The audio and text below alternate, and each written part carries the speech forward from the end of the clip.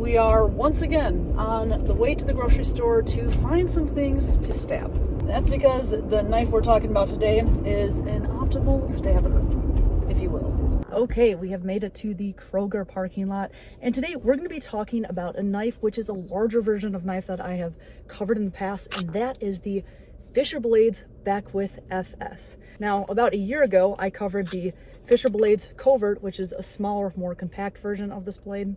People really liked that review, so a year has passed, and the company has released an even bigger, scarier, and deadlier version of that knife. Okay, coming up on the victims. These are big.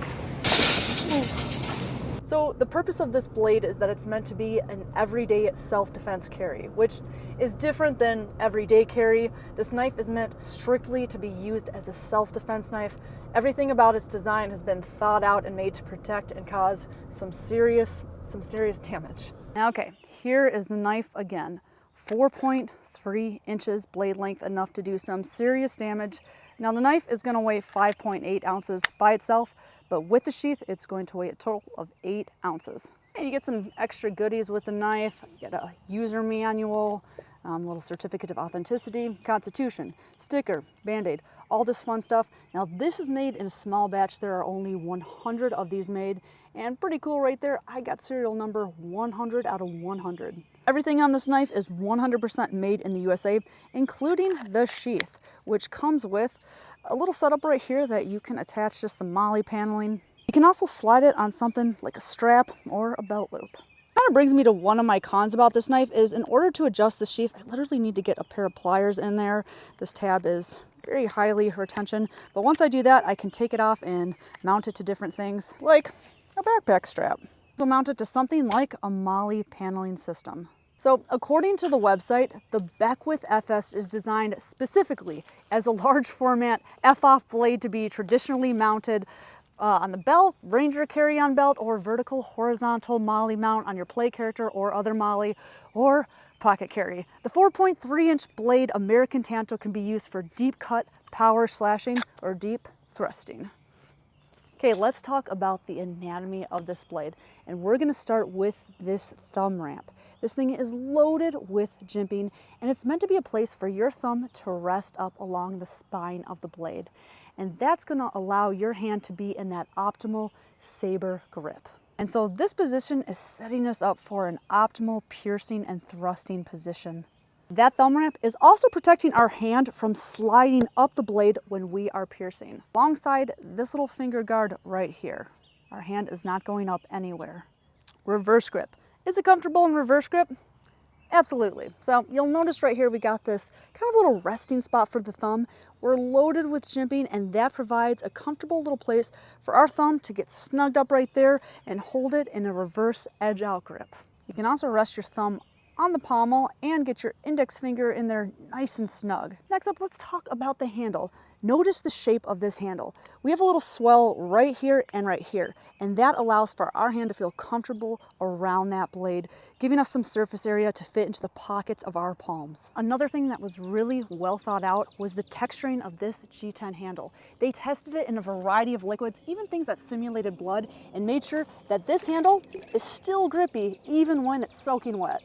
That leads me to my next con, which is the handle size, just a little bit too big for my hand. I preferred the size of the Beckwith Covert, but with someone with a little bit larger hands like my camera guy, the handle actually fits just about perfect and fills up the palm nicely. The blade length on this is 4.3 inches, which is entering the territory of very deadly. Really, anything past 2.5, 3 inches, you're able to penetrate and get those vital organs. So Nitro V blade steel, 25-degree bevel edge, and this blade profile is an American Tanto, which means that it is an optimized piercer.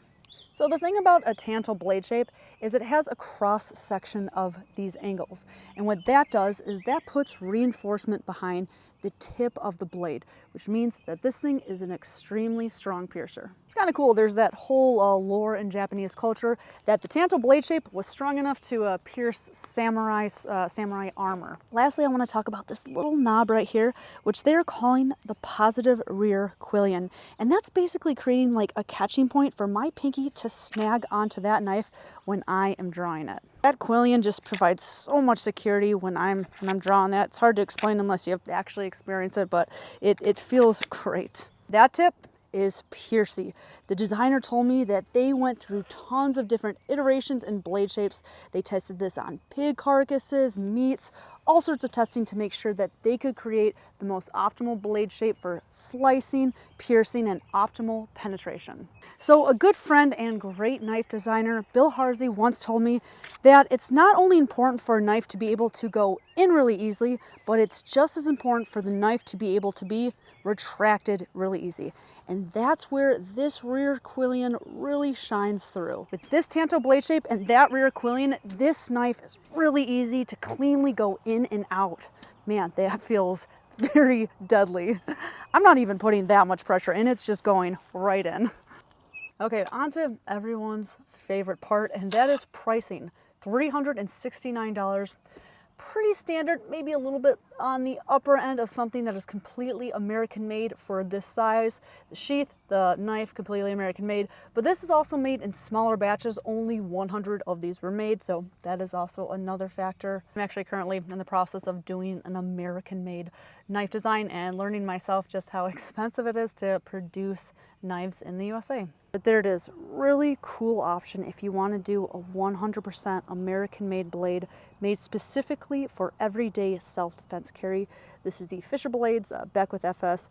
I will, as always, link that below. And yeah, let me know what you guys think. Would you be the type to carry a knife specifically for self-defense carry? All of that being said, remember, the deadliest thing about this knife is the person holding it. So make sure to train. Practice your draw, practice how you're holding it, and practice your situational awareness. And yeah, then get a sweet knife like this and use it, or well, hopefully you never have to use it. But hope you guys enjoyed this video. Let me know if you want to see more self-defense knife videos in the future. And I hope you have a great week, weekend, whatever time of the day it is for you. Thank you. Bye-bye now. If you like things that are sharp and pointy, then maybe you should subscribe to my channel.